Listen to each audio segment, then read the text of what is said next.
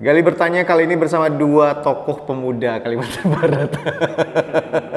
Selamat malam, selamat malam dan selamat datang, selamat siang, pagi, apapun ini buat Oji sama Yadi. Makasih udah datang. Makasih Bang Gali udah Ini datang. Bang Gali.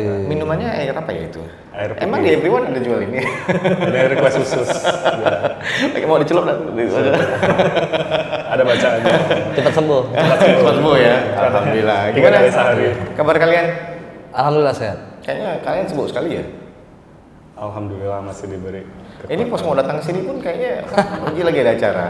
Latihan. Latihan. Untuk Kawan-kawan nanti ada pentas penerima dana Indonesia tuh si Iko lagi proses garapan karya inovatif di Taman Budaya nih. Jadi baru balik Saya baru pulang dari luar. dari Jakarta.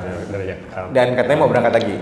Insya Allah udah mau dekat sama kawan-kawan balik teman Akan ke ke Amsterdam. Belanda.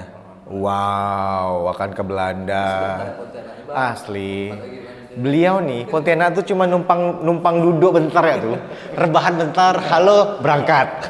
Gitu terus kayaknya. Itu harus ada tempat pulang lah. Harus ya. Pontianak sebagai tempat pulang. Ya bagus lah ya. Tapi ini kan pilihan hidup kalian nih sebagai seorang, bisa disebut seniman nggak sih? Kalian menyebut diri kalian apa sih? Manusia. Biasanya itu dari orang lain biasanya. Nah, untuk profesi kalian mau disebut sebagai apa sih? Seniman atau apa? Saya pikir penting untuk menyebutkan itu sebagai profesi Seniman. karena kita bayar pajak. Betul. Berarti kita punya hak untuk bersuara. Ya punya. Berarti kita punya hak untuk mendapatkan fasilitas dari Negara. Nah, betul. Undang-undang. dari profesi. Seniman. Berpas. Seniman, bayar pajak. Pajak lah. KTP SIM saya seniman. Seniman dia. Nah, di momen itu saya harus mengaku saya sebagai seniman. Masa sih? Benar? Benar. Saya enggak pula, itu masih ini swasta ya.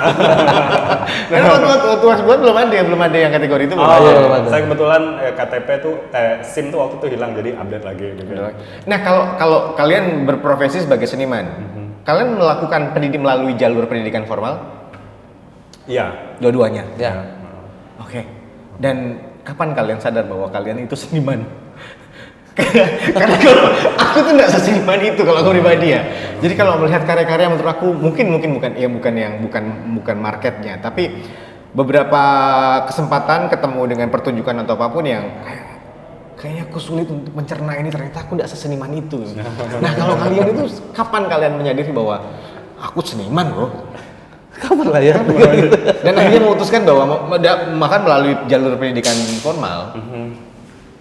Kalau saya ngelihat sih seniman tuh bisa dilihat dua, dia sebagai profesi atau dedikasi gitu kan, atau pada akhirnya akumulasi kerja gitu ya kalau dipikir. Jadi makanya kemudian ada dilihat karya seni itu sebagai apakah sebagai bentuknya hanya pelarian, bentuknya hiburan, ataukah memang dedikasi dia pada itu gitu kan. Artinya ini kan hal yang berbeda ya gitu kan.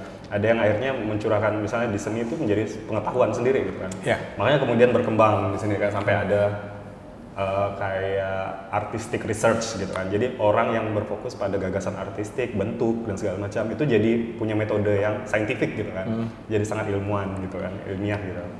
Nah, untuk memutuskan lagi-lagi sih standar gitu kan, kayak biasanya disebut seniman itu sebenarnya pengakuan juga gitu kan. Orang menyebut seseorang menjadi seniman mungkin karena dedikasi dia pada kontinuitas dia berkarya, kualitas dia berkarya itu. Nah, kalau saya betul tuh nambahkan dari yang Yadi, kalau Yadi dua tadi ya. Apa? Dedikasi dan profesi. Kalau saya dua sudut pandang itu juga untuk menambahkannya, sudut pandang dari internal, kemudian eksternal lah. Kalau internal tuh bagaimana konsistensi tadi lah ya, dedikasi juga sih masuknya. Untuk dia senang kemudian melakukannya, kemudian faktor eksternal itu sendiri ya bagaimana tadi, kemudian orang-orang lah, penilaian masyarakat lah. Oke, ini pilihan hidup berarti ya untuk kalian, untuk kita yang berkecimpung di dunia itu, ini pilihan yang sudah kalian pikirkan matang-matang. Nggak mau jadi ASN ya sekalian? Udah lewat. Udah di ASN. Tapi kalaupun saya menjadi masuk ke ranah itu sepertinya saya tidak bisa gitu. Karena ada beberapa hal kayak hidup tuh memang kompromi gitu kan, negosiasi kompromi. Tapi ada beberapa hal sepertinya tidak bisa dikompromikan gitu kan. Salah satunya? Salah satunya tentang cara pandang idealisme gitu kan, segala macam. Mungkin ketika kita masuk di dalam sistem, maka kita harus bersama sistem itu gitu kan. Melawan sistem itu ya memang wajib gitu kan, atau untuk menjadi kontra dengan satu sistem, tapi bagaimanapun itu adalah hal besar yang harus dijalankan bersama gitu kan. Jadi kan sistem itu tapi juga dilihat bukan di dalam, tapi juga dari luar gitu kan. Jadi saya juga kadang tidak setuju dengan orang yang bilang kayak kalau mau merubah sistem ya masuk dalam sistem. Enggak, karena kita juga Berat bisa, tuh. iya bisa jadi kita harus jadi di luar sistem itu sendiri. Untuk melihat sistemnya. Untuk melihat sistem yang udah jalan. Itulah kenapa virus-virus di komputer itu berhasil menjatuhkan sistem, karena dia punya ruang untuk melihat sistem yang sedang berjalan misalnya. Ada gini, ada perumpamaan nih bang. Kadang-kadang orang-orang tuh bilang kalau sesuatu lebih dekat tuh nggak kelihatan karena gini nih. Iya. Tapi kalau harus baru dia kelihatan jelas. Ya gitu ya. Betul, aku setuju sekali dengan statement itu ya. Gajah di pelupuk mata. Dan nampak kuman di seberang laut kelihatan. Itu opini secara bahwa kalian berkesenian itu bebas. Berkesenian itu bebas untuk menyampaikan ekspresi kalian secara pendapat kan. Iya. Dan idealisme kalian. Seberapa penting idealisme untuk seorang seniman? Sangat penting sih kalau saya. Sangat penting. Karena pegangannya lah itu. Pegangan dari Tapi balik lagi tadi yang Yadi bilang juga, memang kompromi. Kompromisnya pada akhirnya bukan artinya harus, artinya tidak konsisten terhadap apa yang sudah dipegang itu. Situasi itu kan terus berubah, kondisi juga terus berubah. Pada akhirnya pola-pola itu akhirnya menyesuaikan kalau menurut saya pribadi. Saya tidak spesifik untuk bilang contoh atau case-nya apa, tapi lebih kepada perumpamaan itu ya. Oke, berarti kalian sepakat bahwa idealisme itu penting dalam Idealisme sangat penting. Bahkan Tan Malaka bilang kan, idealisme itu adalah kemewahan terakhir yang dimiliki oleh pemuda gitu kan. Kalau konteks ini seniman, saya pikir gitu ya. Itu adalah kemewahan terakhir yang harus kita jaga. Di luar itu kita tidak punya apa-apa gitu. betul sih. Kita akan disedot kemanapun, diseret kemanapun kalau kita tidak punya Idealisme. Itu pondasi dasar untuk seniman bergerak berarti. Dalam menciptakan karyanya juga seperti itu. ya tentu gitu. Nah, itulah kenapa tadi saya bilang itu adalah dedikasi gitu kan. Ketika kita seniman itu adalah agensi dari perubahan, agen perubahan kalau saya pribadi berpikir gitu kan. Jadi dia harus memahami apa yang dilakukan, mengimani apa yang dia pahami, melakukan apa yang dia imani itu, lalu membuat pengaruh gitu kan, impact.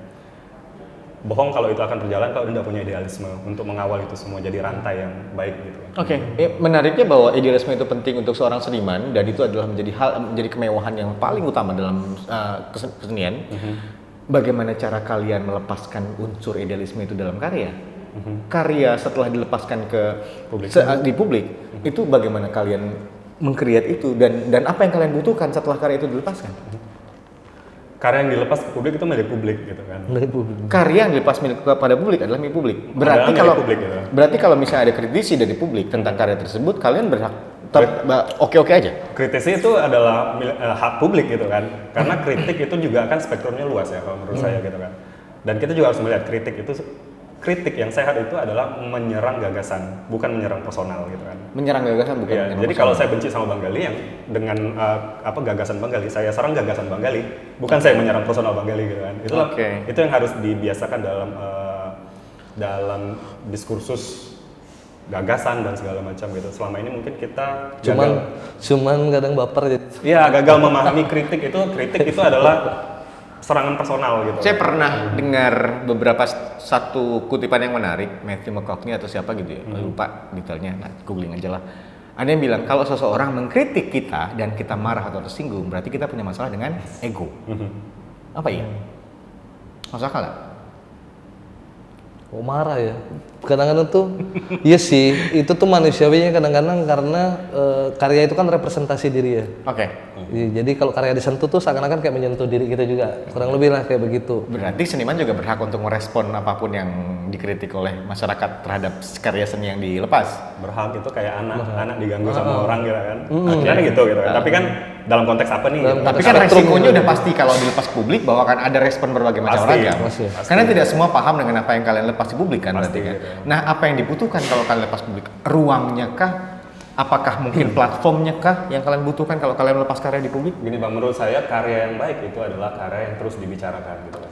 Karya yang terus dibicarakan. Ya, dan dia punya lapis bermacam-macam dari Konteksnya? Ya konteksnya. Jadi ketika saya bicara karya saya akan berbeda ketika saya bicara dengan publik di ranah misalnya akademis, yang punya tools analisa karya, perangkat untuk teori dan segala macam itu akan lebih gampang mungkin ya gitu kan, dibanding dengan saya menjelaskan itu misalnya saya bikin pertunjukan di masyarakat yang punya strata pendidikan lebih rendah misalnya, atau di orang-orang yang menganggap karya ini nih aneh di dalam budaya dia misalnya, yang asing ya, bahkan karya itu mungkin jadi alien di dalam budayanya gitu kan. Nah kan perlu tidak karya itu berbicara untuk dirinya, tapi ada yang nggak bisa diceritakan oleh karya itu. Yang perlu diceritakan kemudian manusianya itu kan, yang harus diceritakan lewat kata gitu kan. Itulah kenapa kita juga harus paham apa yang kita lakukan. Kemudian dialog itu terjadi gitu kan. Itulah kenapa saya bilang tadi karya yang baik itu adalah karya yang terus dibicarakan. Terus dibicarakan, baik itu kontra atau pro. Iya, karena itu yang bikin hidup gitu loh, terus kan. Untuk orang-orang bicara, menurut aku karya ini gitu. Menurut aku karya terbaik tuh misalnya apa? Misalnya Bohemian Rhapsody itu kayak gini ya sudut pandangnya. Dari satu orang nih, kemudian sampai hari ini tetap dibincangkan misalnya, kan, bahwa karyanya struktur yang aneh dan segala macam, tidak punya referen dan segala macam, itu terus dibahas sampai hari ini. Walaupun ada yang pro, ada yang kontra gitu kan, pasti ya dengan berbagai macam teori sudut pandang masing-masing pendengarnya kan, dengan perangkatnya masing-masing. Itu kalau dalam konteks musik berarti kan, dalam karya seni lain pun juga seperti itu, pembahasannya semakin sering dibicarakan itu semakin menarik untuk dilanjutkan. Dan kalau kita lihat bahwa seni kebudayaan itu tidak lepas dari pertumbuhan yang ada di setiap daerah, baik itu setiap komunitas, daerah atau apapun, termasuk kita di Kalimantan Barat.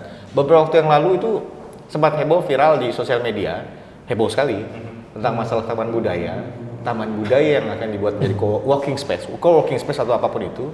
Dan ada beberapa yang bersuara untuk menyuarakan ketidaksetujuan, kemudian ada yang setuju, kemudian ada yang berbagai macam pendapat lainnya. Menurut kalian bagaimana? Dan yang mengeluarkan statement untuk bukan tidak setuju ya, tapi lebih tepatnya statement yang menyuarakan kebutuhan dari para seniman itu adalah dari Bamusmut, Badan Musyawarah Kebudayaan, dan ya dia adalah ketuanya. Iya, betul. Ya. Percaya dalam Nah, 3 tahun ini. statement itu dikeluarkan kemudian membuat banyak sekali informasi-informasi baru yang masuk ke situ. Seberapa penting sih taman budaya atau kebudayaan dulu lah, jangan ke place-nya dulu, jangan ke tempatnya dulu, kebudayaannya dulu untuk kita, untuk daerah.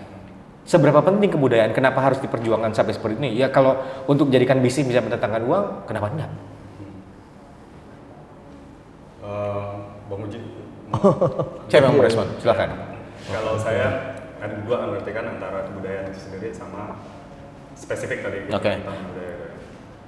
Kalau kebudayaan kenapa menjadi penting?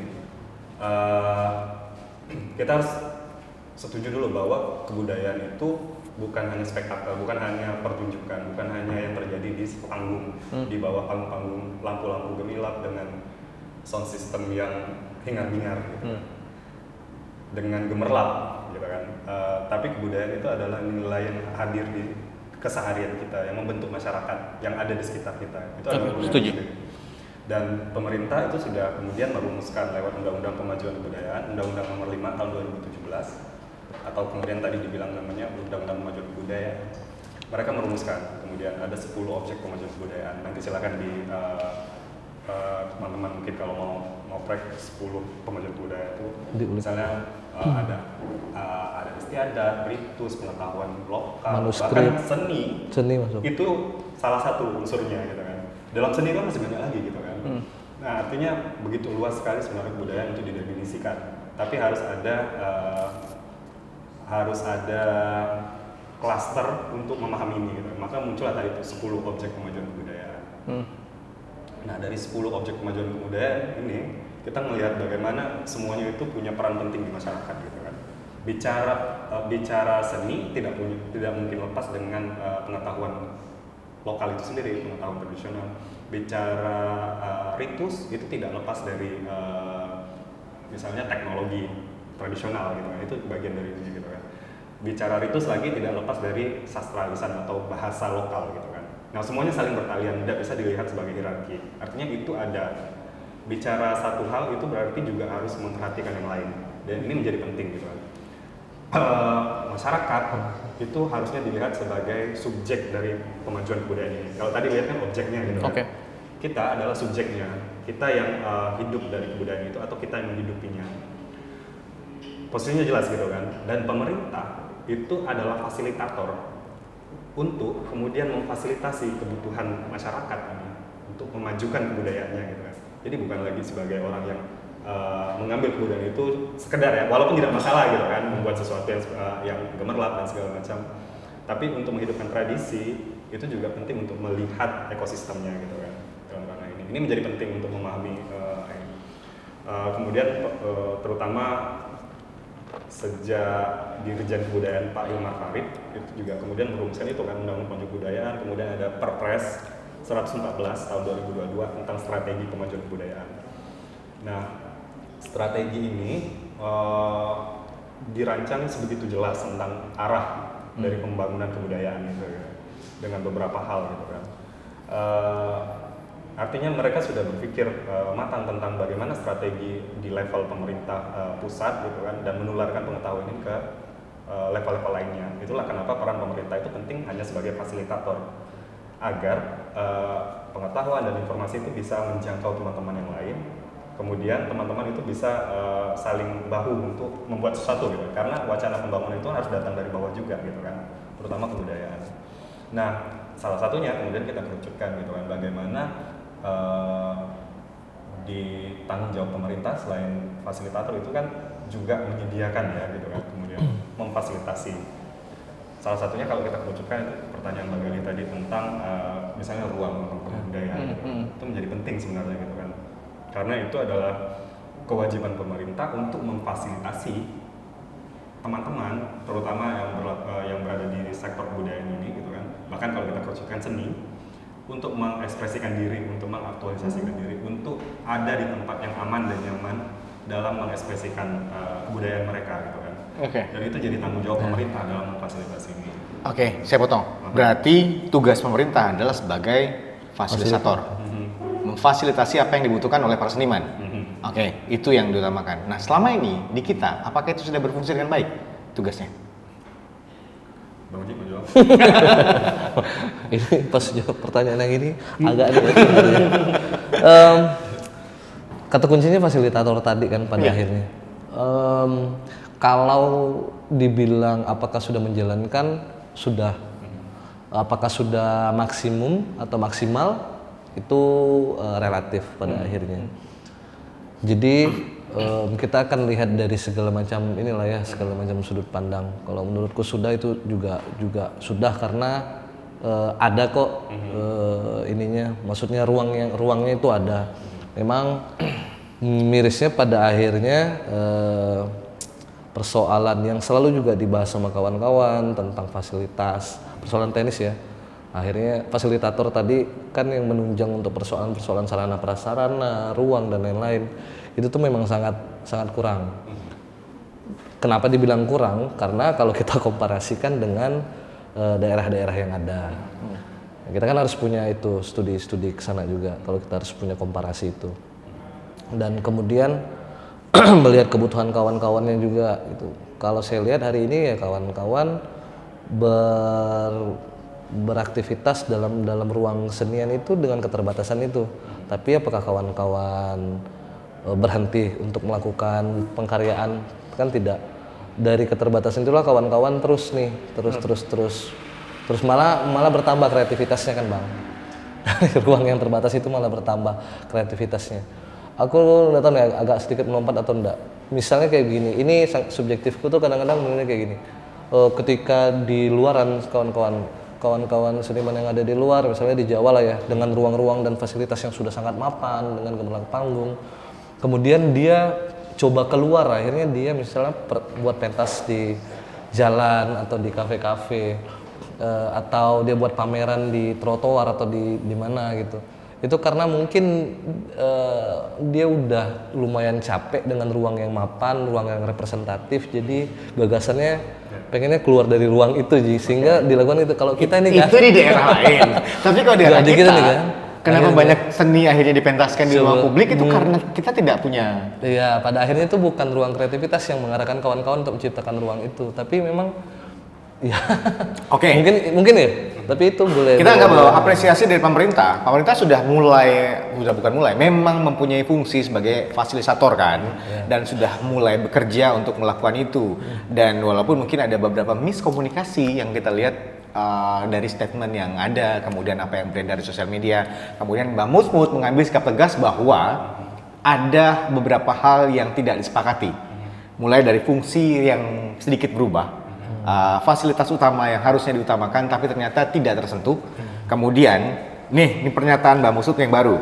Poin hasil audiensi Mbak Musmut Kalbar dengan Gubernur Kalimantan Barat. Berarti sudah terjadi audiensi ini. Dan hasilnya ini adalah yang kalian posting di sosial media. Teman-teman kalau mau baca silahkan ada di bamusmut.kalbar. Ini ada di sini semuanya, lengkap postingan ada di sini.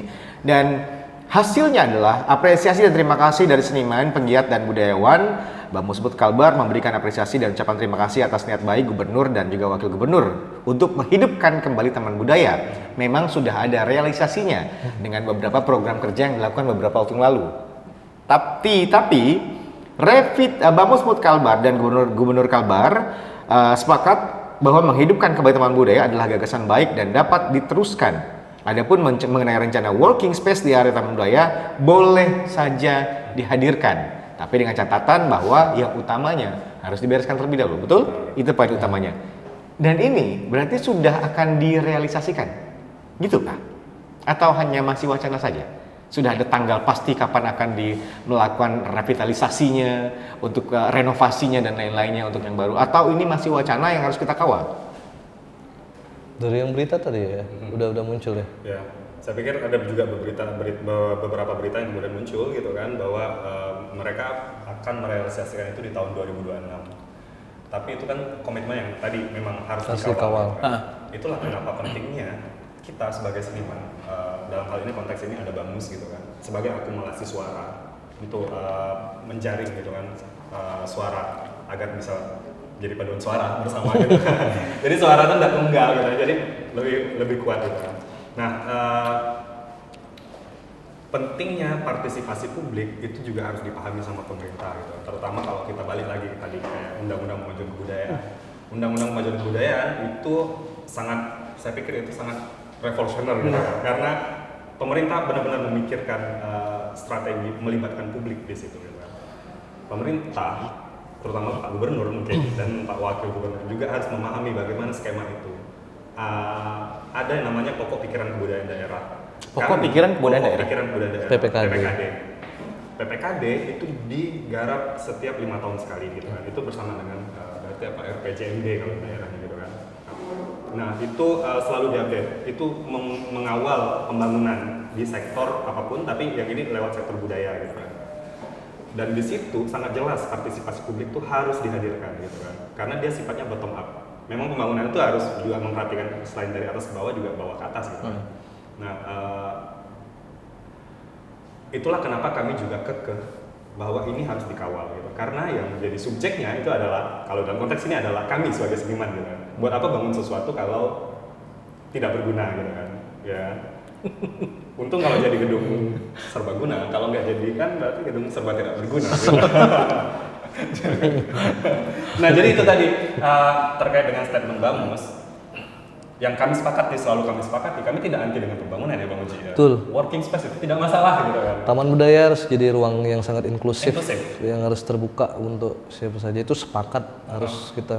Dan itu konsep yang dalam tanda kutip itu udah dijalankan sama kawan-kawan. Sebab kalau tahu misalnya Om Paul Putra dulu ya kan, bahkan ada Wapres gitu kan, tempat semuanya kumpul, ngobrol, ngopi, membicarakan wacana, praktek dan segala macam. Tapi itu setelah yang utamanya ada gitu kan. Gedung eksekusinya itu ada gitu kan. Tempat wacana itu dieksekusi itu ada gitu. Jadi tidak memuai gitu kan. Disitulah. Oke, sebenarnya kondisi Taman Budaya kita sekarang tuh gimana sih? Kondisi kenapa ini jadi hal yang kayaknya seksi sekali untuk diributkan? Taman Budaya itu informasi juga dari tahun 78, 79 pokoknya akhir itulah mau 80-an itu pembangunan pertama. Itu tuh pertama sampai yang sekarang itu enggak pernah. Abang bayangkan ya, saya coba untuk ngasih ilustrasi itu tidak pernah berubah bentuk. Di antara gedung-gedung yang lain udah di berubah. antara gedung-gedung lain. Artinya apa? Kalau kita bayangkan ya bahwa keseniannya terus berkembang dan bertambah dengan teknologi pentas dan lain-lain. Bayangkan ya dari tahun segitu sampai sekarang belum berubah. Artinya kan kalau abang tanya tadi kayak gimana taman budaya kita sekarang kayak gitulah. Dari tahun segitu sampai sekarang tuh belum nggak pernah berubah. Kawan-kawan bisa googling di Google kondisi Taman Budaya Kalimantan Barat. Lihat langsung ya lah. Dan kemarin terakhir saya datang sana tuh pertunjukannya Sindrama ya, rilis album ya. Mendengarkan karya-karya Sindrama melalui drama. Kebetulan garapnya Bang Uci juga ya. Iya, Oji ya yang sama garapnya. ada kawan saya, anak kecil ajaib. Wah, EN. itu ya. Sayang beliau nggak bisa hadir ke sini. Nanti kita ngobrol sama beliau sih harusnya. Ajak sini harus kita bedah otak gitu. Otak itu aneh. Itulah ajaib. Ajaib tuh otaknya. Dia tuh kohosai sebenarnya. Beliau tuh harusnya ada di sini tapi nggak muncul-muncul nih. Nggak bisa kayak dimunculkan. Gitu tuh. Nah, terakhir saya datang ke situ. Kemudian pernah ada pementasannya mantan band saya, Wire Rejected juga di situ. Di Taman Budaya itu kita nggak bisa mengadakan pementasan lebih dari 2 jam kayaknya. Karena udaranya itu bakal pengap dan panas. Kenyamanan menonton. Kenyamanan untuk menikmati pertunjukan itu terganggu gara-gara fasilitas yang di situ tuh nggak memadai. Dan itu tuh kayak orang di akhir yang harusnya kita masih ada podcast sama Sindrama kemarin, orang berkeluaran nyari udara, nyari ini. Orang-orang udah keringatan, dia lainnya. Dan itu adalah kondisi terakhir Taman Budaya. Sekarang udah berubah belum? Masih panas sih. Masih panas. Aslinya hidup nasi. Rasanya belum itu. Ada upaya-upaya yang sudah pelan-pelan kayak dibenahi, tapi ada juga misalnya panggung yang tiba-tiba dicor semen kayak gitu. Itu kan apa ya, pertimbangan material panggungnya dulu itu kan kayu. Papannya kayu ya. Jadi lebih paham tentang akustik ruang lah. Kemudian di bawahnya memang ada rongga mungkin untuk resonansi suara atau apalah kayak gitulah. Kemudian kan para-paranya itu dibuat kenapa enggak flat ya, kayak langit-langitnya dibuat seperti macam corong itu kan pastinya ada alasan tertentu untuk akustik ruang karena memikirkan alasannya kalau ini nih adalah gedung pertunjukan kan gitu. Ketika itu paling ada renovasi ringan tuh banyak yang terjadi kadang-kadang kok ini di luar ini ya di luar kebutuhannya, tiba-tiba kayak panggung yang disemen akhirnya akustik ruangnya jadi berkurang karena kan mantul jadi suaranya jadi tidak baik. Padahal saya dengar juga dari kawan-kawan Taman Budaya itu secara akustik ruang tuh lumayan paling baik yang ada lah gitu dulu ya, waktu semuanya masih seperti itu. Jadi ada hal-hal yang menurut saya itu memang harus mengutamakan komunikasi sih, bahkan hal-hal sekecil apapun gitu diomongkan karena balik lagi kalau Bang Musbud kan hashtagnya kayak gitu, Taman Budaya buat siapa buat Taman Budaya, itu kan sebenarnya punya maksud dan kedalaman seperti itu. Ini buat siapa nih ruang ini kayak gitu. Kemudian siapa yang buat nih? Dibangun untuk seniman tapi tidak sesuai dengan spesifikasi yang dibutuhkan para seniman, para pelaku seni. Walaupun kemudian kalau update yang paling sekarang itu kan Bang, pada akhirnya sudah muncul kan statementnya bahwa apapun nanti, terutama desain juga itu nanti mungkin tuh Bang Ali lah nanti kan poin-poin demi poinnya nanti bergulir. Saya ngebuka sedikit kalau akan ada melibatkan kawan-kawan dalam proses itu untuk pembangunannya. Itu yang juga harus dikawal, sangat dikawal sih. Karena desain itu harus bisa mengakomodir kebutuhan kawan-kawan seharusnya. Oke, secara pribadi sih saya mengapresiasi apa yang dilakukan pemimpin kita ya, merespon apa yang terjadi, kisruh yang terjadi di kita, kemudian diapresiasi sama mereka dengan membuka ruang publik untuk saling diskusi dan akhirnya dapat kesepakatan bahwa akan dilibatkan. Pertanyaan selanjutnya adalah waktu pas perencanaan awal, kenapa teman-teman yang lain tidak dilibatkan, terus tiba-tiba muncul perencanaan yang udah jadi? Mungkin teman-teman juga tidak bisa menjawab itu kan, tapi berarti kan ada miskomunikasi di sini yang terjadi nih, dan itu bukan urusan kita sebenarnya. Pada akhirnya, karena kan Bamus bersuara, mengumpulkan suara-suara yang lain untuk menjadi satu suara yang penuh dan bersuara, dan baru akhirnya didengarkan. Baru dilibatkan sekarang. Salah satu fungsi Bamusbud sih kali memang harus mengawal itu sih Bang. Apapun kebijakan yang akan berkenaan dengan kebudayaan, kawan-kawan kesenian, itu pasti akan Bamusbud akan mengawal itulah pastinya, karena acuannya juga kawan-kawan kan bergerak atas dasar undang-undang tadi yang tadi sudah sebutkan. Kalau menambahkan itu juga sebenarnya untuk mengawal ini sebenarnya bahkan kita udah coba sebelum lagi Bamus itu sebenarnya organisasi yang belum 1 tahun, hampir 1 tahun ini bulan Juli ini gitu kan. Dan bahkan ketika hadirnya Bamus itu langsung kami juga menjajaki kemungkinan menjadi posisi di antara seniman dan penggang kebijakan. Jembatan. Gitu kan. Dengan fokus pada kebijakan kebudayaan. Beberapa kerja-kerja itu misalnya kayak ikut merumuskan rencana Raperda pemajuan kebudayaan misalnya kayak gitu. Di ranah itu lalu PPKD pokok pikiran kebudayaan merumuskan itu gitu kan. Dan itu bermuara pada banyak hal gitu kan, termasuk pada taman budaya itu sendiri gitu kan. Artinya kami udah mengawal itu gitu kan. Bahkan ketika pertama kali hari pertama tugas Pak Kris wakil gubernur waktu itu kebetulan Pak Gubernur tidak bisa hadir karena beliau masih di Malang atau Magelang waktu itu gitu kan, habis pelantikan. Waktu itu ada Pak Menteri Kebudayaan Pak Lizon datang dan yang mendampingi itu adalah Pak Wakil Gubernur gitu kan. Dan kami Bamus bersama teman-teman di Balai Pelestarian Kebudayaan BPK itu juga mengundang teman-teman seniman untuk hadir dalam dialog. Dan salah satu pertanyaan penting yang hadir dari seniman itu adalah pertanyaan taman budaya, dan langsung direspon oleh Pak Wakil Gubernur bahwa kami akan membangun taman budaya dan jangan khawatir, itu jadi prioritas gitu kan.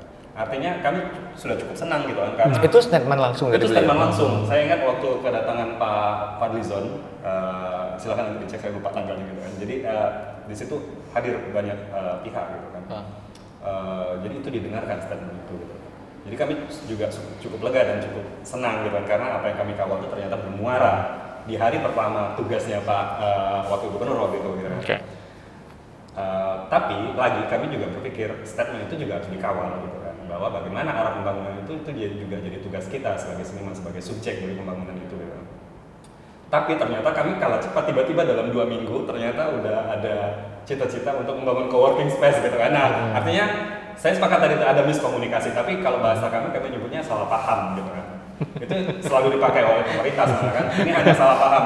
Tapi juga harus dilihat yang salah paham itu kami sebagai seniman yang membahas ini secara akademis, membahas ini secara runut, atau pemerintah yang salah paham karena tidak mau paham dengan apa yang kami pahami juga. Makanya muncul tagline Taman Budaya nih untuk siapa? Nah, Dan siapa? Akhirnya Taman Budaya Buat buat siapa? siapa buat Taman Budaya. Nah, akhirnya muncul statement itu yang menyatakan bahwa ini ada hal yang rancu di sini, dibangun untuk seniman tapi tidak sesuai dengan kebutuhan para seniman. Ya. Itu yang terjadi dan akhirnya dapat respon keras dari teman-teman semuanya, kemudian membuka pintu audiensi dan mendatangkan kesepakatan. Kalau boleh tahu kesepakatan yang kalian publish ini adalah kesepakatan resmi yang kalian dapat di situ.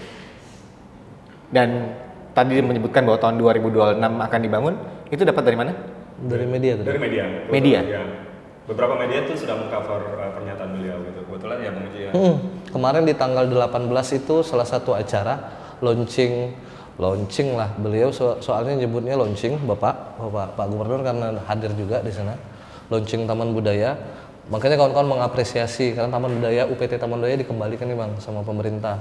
Di tanggal 18 kemarin itu tuh sebagai gong untuk mengaktifkan kembali Taman Budaya. Dan di situ pun kawan-kawan sangat senang mendengarkan sambutan dari beliau karena ada beberapa poin yang juga ada di Bamusbud itu. Terutama untuk dikembalikannya Taman Budaya itu, setelah itu keterlibatan partisipasi publik tadi untuk mengawal dan merancang desain rancang bangun bersama itu poin yang kawan-kawan Bamusbud hadirkan juga bersama dengan timnya dari mereka. Jadi seperti itu. Poinnya sangat sederhana itu sih sebenarnya. Dibangun, habis itu bangunannya harus dikawal sama-sama bentuknya, intinya kan seperti itu. Kita sederhana. Jangan sampai nanti kan kita nggak tahu senyap-senyap tiba-tiba terbangun berdiri ini apa nih langsung bingung. Tahu dah gimana cara nak mentas di sini nih, ini gimana cara nak ngerespon ini gitu kan. Makanya harus melibatkan itu dan itu udah keluar sih statement itu langsung di kata sambutan dan ada di beberapa media juga yang udah nge-share statement itu untuk diangkat jadi berita. Oke, kita apresiasi sih ya. Apresiasi atas respon dari pemimpin kita untuk keluhan yang kita utarakan di sosial media dan langsung bertemu dengan beliau. Nah, pertanyaan saya selanjutnya, kebutuhan kalian itu apa sih untuk taman budaya? Kalian mau taman budaya yang seperti apa sih? Yang sekarang itu tidak mencukupi dengan apa yang diharuskan. Apakah misalnya kalau taman budaya direalisasikan, dibangun atau minimal lah direnovasi, yang kalian butuhkan tuh yang kalian mau tuh seperti apa? Apa yang dibutuhkan? Tadi itu ya, ini bicara tentang yang selalu kami bicarakan itu juga tentang skala prioritasnya ya, Bang Oji ya gitu kan. Jadi ketika bicara taman budaya, pembangunan, kami sama, kita sepakat senang dan mengapresiasi pemerintah tentang responnya juga sama inisiasinya untuk membangun taman budaya. Tapi akhirnya kan bicara prioritas gitu kan. Kalau membangun, kita harus tahu tuh gitu kan, arah pembangunannya seperti apa. Kawan-kawan seniman mikir juga, ya membangun tuh enggak juga ujuk-ujuk hari ini langsung membangun gitu kan. Tapi kan pembangunan itu perlu arah yang jelas, apalagi pembangunan sektor budaya yang enggak serta-merta harus bisa dilihat hasilnya hari ini gitu kan. Kayak taman budaya itu harus dilihat skala makronya dulu gitu kan. Sebagai yang utama itu adalah ruang eksekusi atau ruang representasi dari seni itu sendiri gitu kan. Yaitu gedung pertunjukan. Itu kita tidak punya gitu kan. Gedung pertunjukan yang representatif. Kalau mau dibicarakan, Sintang itu punya gitu kan. Sintang tuh ada yang bagus. Sintang itu serius? punya. Iya, Sintang itu punya. Megah. Awal-awal kehadirannya itu dengan device yang sudah keren-keren dan segala macam. Saya baru tahu Sintang ada. Iya, tapi ada permasalahan kalau di konteks di sana, yaitu ekosistem senimannya itu yang lupa atau luput dibangun oleh pemerintah di sana. Ini kita sambil bicara refleksi gitu juga. Pontianak itu surplus sebenarnya dengan seniman dan inisiasinya di ruang-ruang sebenarnya gitu kan. Yang kalau kita lihat tuh punya kecenderungan, kalau saya perhatikan misalnya pasca Covid atau momen Covid itu jadi titik balik dari seni gitu kan. Bahwa kalau tadi disebutkan di awal, kawan-kawan itu mengeksekusi karyanya di ruang yang lebih intimate, di ruang circle-nya sendiri gitu kan. Di ruang yang aman bagi mereka atau di ruang di mana mereka bisa saling dukung. Tapi kan ini tidak bisa terakumulasi lebih luas atau diamplifikasi atau mempengaruhi orang lebih luas gitu kan. Perlu satu ruang yang representatif untuk itu.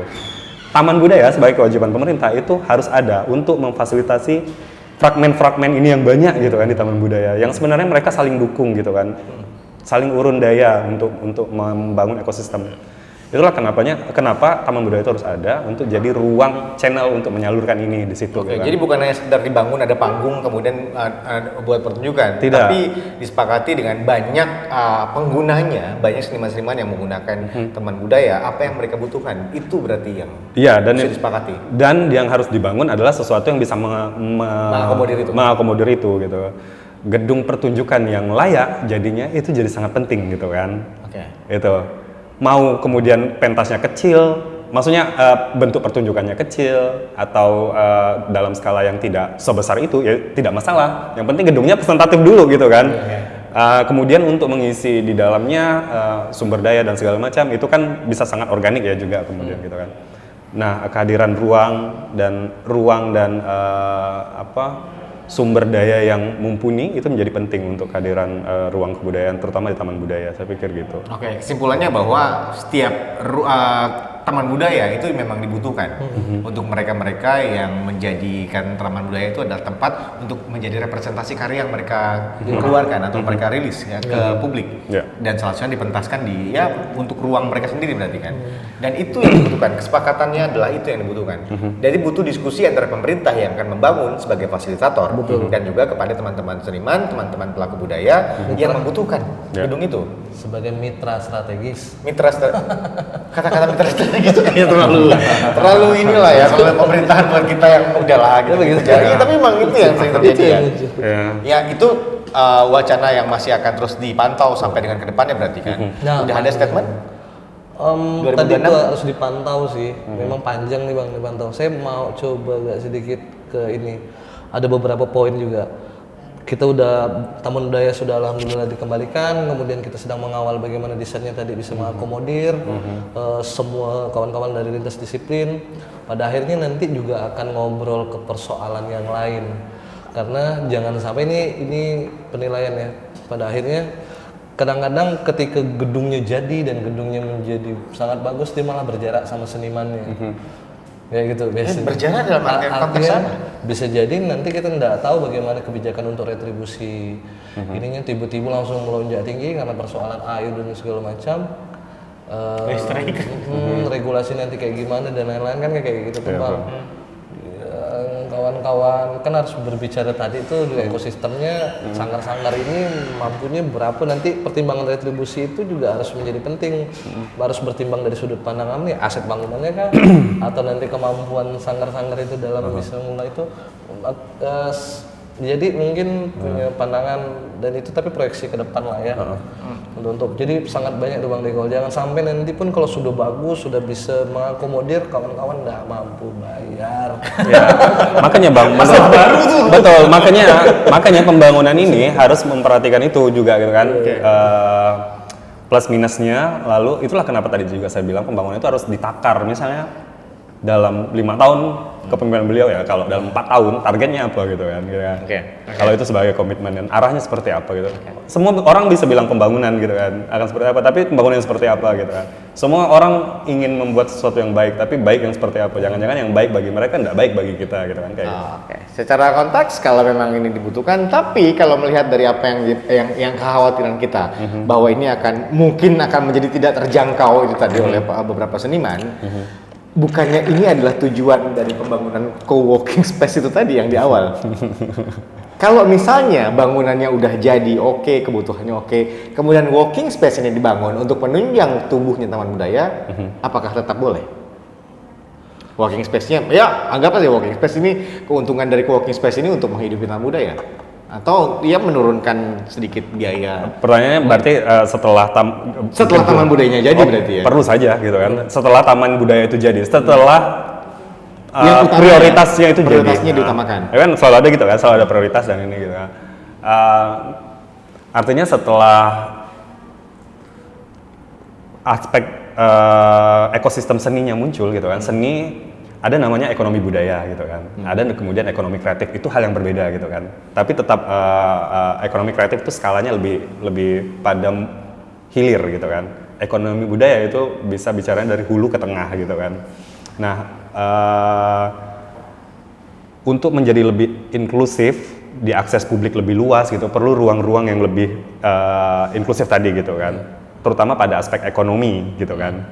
Nah, saya pikir Jalan Ayani itu adalah jalan yang sangat strategis sebagai muka gitu kan. Saya setuju. Iya kan.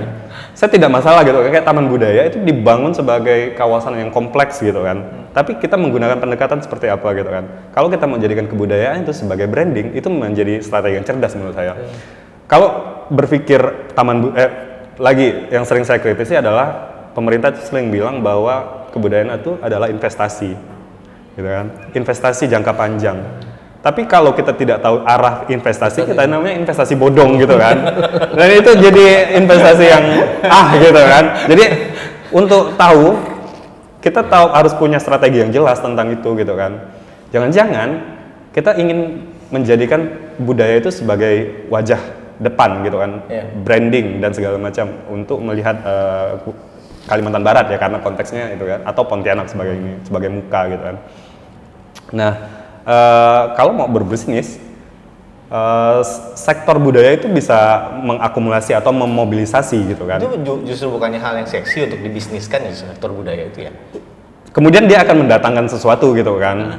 Kalau ini sudah matang dulu gitu kan, dia akan punya hilir kemudian pada aspek ekonomi dan segala macam. Pembangunan kayak working space itu jadi hal yang bisa saja sangat penting kemudian gitu kan, untuk kehadiran orang-orang untuk gampang mengakses ke sana gitu kan. Jadi bisa saja taman budaya itu jadikan kawasan kompleks gitu kan untuk seperti itu, dengan menjadikan budaya itu sebagai wajah depannya gitu kan. Mindset orang tuh kesana tuh intinya bukan cuman kayak dia mindset orang kesana tuh tahu bahwa itu tuh ruang apa, apa kemudian aktivitas apa yang ada di dalamnya. Jadi kalau kesana tuh orang tuh udah tahu Bang. Seperti orang misalnya, aku mau misalnya ke mall, dia udah tahu tuh, bayangkan mall tuh kayak seperti apa. Aku mau ke perpustakaan, dia udah tahu tuh. Nah, jadi kalau orang mau ke taman budaya itu udah punya gambaran minimal seperti apa. Jadi seperti itu. Walaupun misalnya belum tahu lah misalnya tiba-tiba telajak atau diajak kawan, tapi ketika dia hadir ke sana dia dapat pengetahuan itu ketika dia hadir ke sana. Oke, berarti ada daya tarik baru untuk bagi mereka di luar dari mungkin penikmat seni yang datang sana untuk mengakses apa yang ada di sana, termasuk seni-seninya juga, karya seninya juga, pertunjukan-pertunjukan, kemudian fasilitas yang ada di situ. Ya, oke. Ini menarik ya, karena kalau dibahas akan berlanjut terus, karena selama Taman Budaya ada, selama Bamus ada, dan selama kita masih ada, masalah-masalah baru kan pasti akan muncul. Dari hasil pembangunan atau renovasi atau mungkin pembangunan ulang Taman Budaya, kemudian muncul lagi polemik baru tadi, masalah penggunaan hak gunanya seperti apa, akan memberatkan para seniman atau tidak, itu akan dipertimbangkan juga berarti kan? Ya, itu wait and see lah. Itu akan dibicarakan juga enggak? Harusnya Harusnya. Harusnya juga dikawal gitu kan. Jangan sampai lebih mahal dari yang swasta mungkin. Ya, atau kita bisa bicarakan tentang akhirnya kan skema gitu kan, skema pendanaan, skema retribusi dan segala macam itu juga harus dikawal gitu kan, Mbak. Agar kan butuh sesuatu untuk menghidupi Taman Budaya itu sendiri. Benar, jadi tidak ujuk-ujuk membangun gedung gitu kan, tapi dipikirkan bagaimana subjeknya hidup di dalam situ gitu kan. Oke. Gedung itu kan adalah objeknya gitu kan. Subjeknya lagi itu tadi itu kenapa kita itu jadi penting untuk menyuarakan ini karena kita adalah subjeknya gitu kan. Oke, berarti tugas saya sekarang adalah mengawal ya, mengawal, memantau dan koordinasi dengan pihak-pihak terkait untuk masalah renovasi ataupun pembangunan ulang dari Taman Budaya. Nah ini pertanyaannya, ini akan renovasi atau pembangunan ulang sih? Bahasa yang digaungkan mereka itu adalah revitalisasi gitu. Revitalisasi. Ya. Nah, konteksnya apa? Revitalisasi, renovasi itu kan biasanya lebihnya pada fisik ya gitu kan. Yeah. Revitalisasi itu pada visinya gitu kan, bahwa menjadikan kembali ruang itu menjadi vital gitu kan. Karena sebelumnya memang vital, tapi kemudian ada reduksi, ada menjadi kurang ya gitu kan. Menyusut bangunannya. Menyusut dari fungsi atau urgensi gitu kan. Kemudian ada upaya lagi untuk mengembalikan itu gitu kan. Kan sangat mulia sebenarnya pilihan katanya itu revitalisasi. Artinya bukan pada hanya fisik, tapi pada nilai. Gitu kan. Hati-hati, jangan terjebak dengan kata-kata aja. Nah, Itu dikawal lagi. itu tadi kan, itu harus dikawal gitu kan. Itulah kenapa kawan-kawan seniman, kemudian hadirnya Bamus gitu kan, memang memposisikan diri itu untuk di ranah itu gitu kan. Ya, harapan baiknya ini akan menjadi benar-benar berguna bagi pelaku ya dan juga penikmat seni kan, seni budaya yang ada di Kalimantan Barat. Malu gak ya kalau orang luar datang sini nyumbang budaya kondisinya kayak gitu? Ya orang pernah ada respon dari orang luar nggak sih kan? Pernah. Pernah. Banyak beberapa seniman yang kayak pengen lihat. Tadi bahwa ada beberapa seniman misalnya dari Belanda lagi gitu kan. Katanya ada taman budaya ya di sana. Nah, bisakah kami lihat nanti? Oh jangan. Udah Nanti dulu. Nanti dulu gitu. kan. Tapi pernah ada yang lihat langsung nggak kawan-kawan? Pernah. Jadi saya punya beberapa yang paling membekas itu pertama ada satu seniman spesifik gitu kan. Jadi dia punya gaya musik namanya akusmatik. Akusmatik itu adalah musik yang memang benar-benar bergantung pada speaker. Jadi proyeksi suara gitu kan. Biasanya dia pakai ratusan channel speaker gitu kan atau modifikasi speaker di dalam ruang gitu. Jadi karena ruang yang tadi disinggung sama Bang Oji, ruang cukup representatif di secara akustik itu adalah taman budaya sebenarnya gitu ya, yang kita punya gitu ya. Jadi mau tidak mau saya tunjukkan taman budaya waktu itu. Tapi ini dalam konteks waktu itu tahun 2017 gitu kan. Sebenarnya sama sih dengan hari ini gitu. Kalau tahun lain 2017 sama sekarang beda. Gitu. Tapi dalam konteks ini kan sebenarnya sama taman budayanya gitu dengan keadaan yang sama. Dan kawan saya terkejut, dia dari Tokyo gitu kan. Datang ke situ kaget, gedung utamanya mana gitu kan. Oh ini gedung utamanya. Nah, dia tergamam gitu kan, kaget gitu kan. Oh sepertinya tidak mungkin di sini gitu ya. Dia kan lebih direct gitu. Sebenarnya tidak mungkin di sini karena keadaannya seperti ini gitu. Lalu di lain hal misalnya ada beberapa seniman atau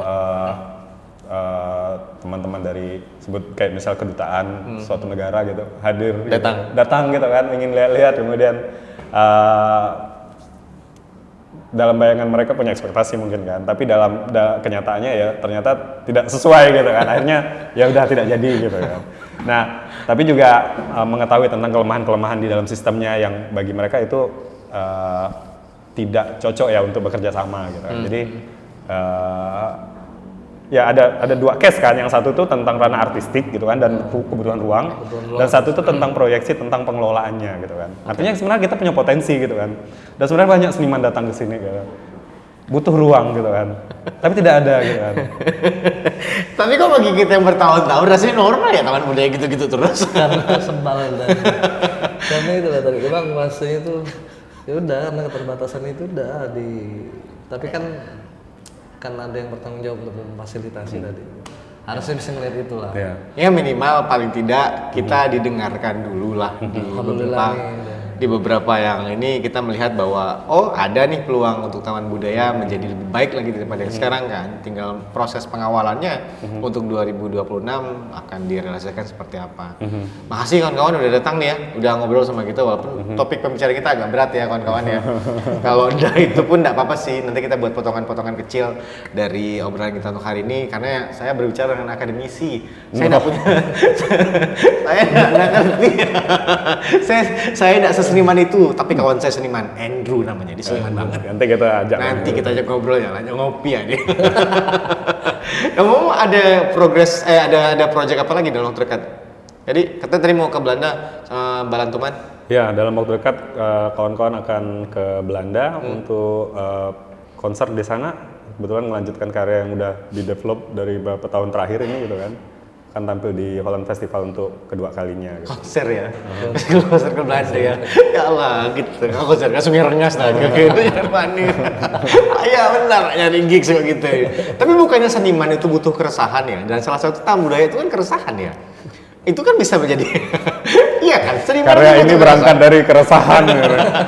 Karya ini pernah nggak sih terpikir bahwa akan membuat membuat representasi dari keresahan taman budaya itu ya Balantuman mungkin dengan karya yang berhubungan dengan taman budaya belum akan atau desain imajinatif. Nah, ini salah satu yang kami diskusikan juga Bang gitu kan. Bahkan kayak wacana ya kayak taman budaya cobalah bikin desainnya gitu kan. Bahkan ada lempar kecelutuan seperti itu kan gitu. Jadi kawan-kawan membayangkan, oh iya ya, jangan-jangan bisa kita tanya teman-teman untuk merespon itu. Bagaimana kita membayangkan taman budaya gitu kan, dalam kerangka yang imajinatif. Jadi, misalnya teman-teman arsitek jangan-jangan punya bayangan gitu kan. Jadi kita bikin sesuatu yang terkait imajinasi tentang taman budaya itu. Oke, ini bakal besar sih kalau memang mau dibuat seperti itu ya. Soalnya taman budaya itu terletak di Jalan Ahmad Yani, jalan utama gitu kan. Yang orang tuh pasti lihat kondisinya diapit beberapa gedung besar ya. Yang di daerah itu tuh gedung-gedung bagus semuanya. Tiba-tiba taman budaya tuh kayak tidak dilihat Bang karena nggak ada lampunya biasanya.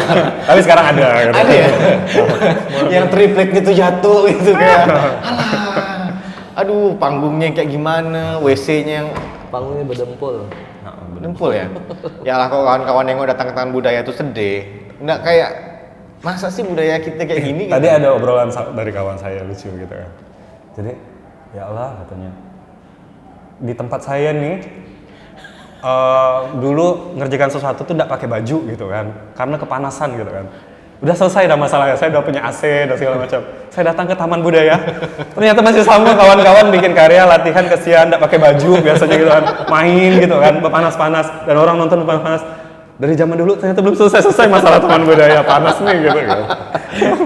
Kalau mau dibenahi sebenarnya beberapa fasilitas tuh bisa beres dengan cepat Mbak ya. Nah sebenarnya itu ya. Harusnya. Kayak pendingin ruangan atau akustik ruangan yang dibutuhkan mesti dibenahi gitu. Nggak ujuk-ujuk bahwa ada renovasi mendadak yang tiba-tiba bikin working space. Iya.